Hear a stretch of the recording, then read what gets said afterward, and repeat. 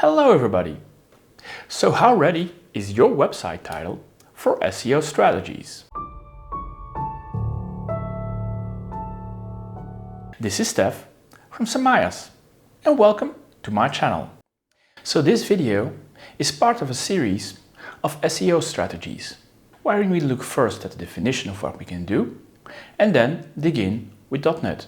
So as a developer, we all know the basics of HTML, right? But what do search engines really read on our website? And what is important? Well, the most important element on our page isn't even visible to every browser, and that's the title. Technically, it's only the second most important, since of course the most important element is the content. In search results, the title is what first appears on the link. In a browser, the title is what appears on the top of the tab. And in social media, without extra attributes, in general, the title is what appears when you share a link. On too much sites, the title element is a forgotten element which only has the bare minimum text. The latest guidelines around the title are that you should have a length between at least 50 to 70 characters long. But depending on whether it's displayed on a desktop browser or a mobile browser, that will translate to roughly 600 pixels for a desktop browser and 500 pixels for a mobile browser.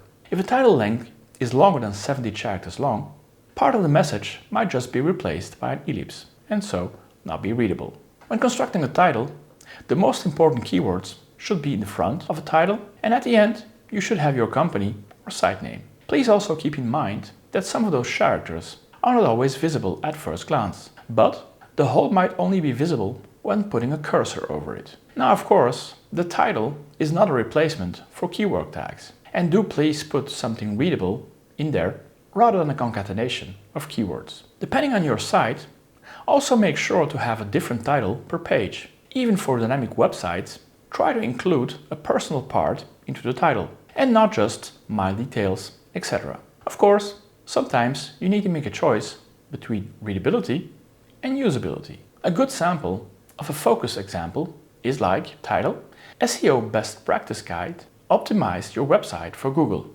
While a sample that might be considered as bad is learn about some important thing for your website. The first message, of course, clearly emphasizes the keywords like SEO and practice guide at the beginning, while the second sample is quite vague.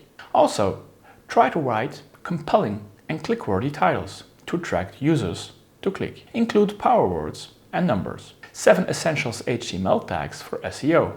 HTML SEO guide for 2025. Master HTML SEO basics, complete guide, ultimate checklist, proven strategies, etc. Also, try to include clear call to action or action-oriented languages for services and conversation-focused pages. For instance, discover HTML SEO best practices, or learn clear URL structure techniques, or master text-based navigation, or get started with semantic HTML. Including your brand or website name at the end of a tag is also quite important, and that should be separated by a hyphen or a pipe. A couple of samples here as well. HTML SEO basic guide, hyphen, your brand, or clean URL best practices, pipe, your company. Now, how can we correctly use our title in code in .NET Core? Let's dig in. Now, I've created a new ASP.NET MVC application, which I've called Basic Title. Very simple, right?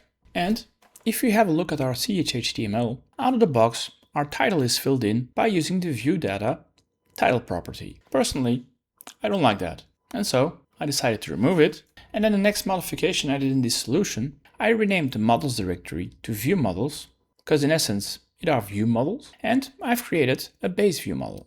My base view model is very simple.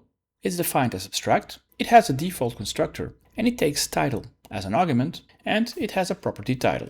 Technically, I could even remove the setter, but for simplicity, I've just left it. And then next off, I have my real class, which I've called home view model, which of course inherits from base view model, which takes the same constructor and passes the title along. And then, depending on the complexity of your application, which might be very simple or very complex, you might have one or more view models per controller. You might also decide to create just one base view model and use that for all the controllers. That depends on your situation. And finally, my title is created in my home controller. And now, in my home controller, my index and my privacy take a home view model and pass the title along. Well, why do I do that?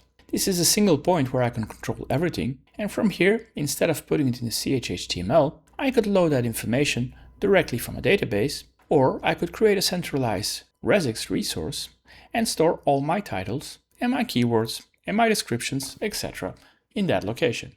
So to have a general overview. Now, of course, for this to work, I also had to modify my arrow view model to also inherit my base view model. And the trick here is that in my layout page now, I need to declare a model and I need to declare my base view model. And on a base view model, for everything I want to use it, I need to define those properties specific on a base view model. So even though you create an instance of home view model, here you'll access your base view model, and currently base view model has a title. And so instead of using my view data, I access directly my base view model title property. Pretty simple, right? Now let's have a little run. And as you can see, it's very simple. You see part of the title, and only when you float your mouse over it, you see the totality.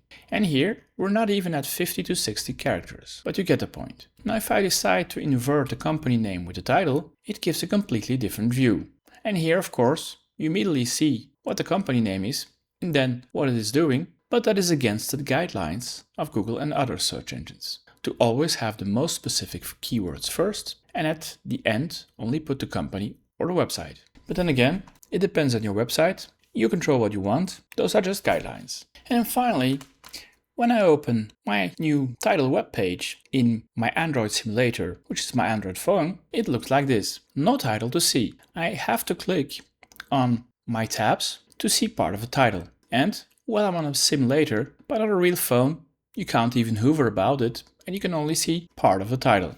Doing the same thing on a tablet is a little bit more readable. And here you do have a tab and you do have a title in horizontal mode and even in vertical mode. So again, it really depends how you look at your website.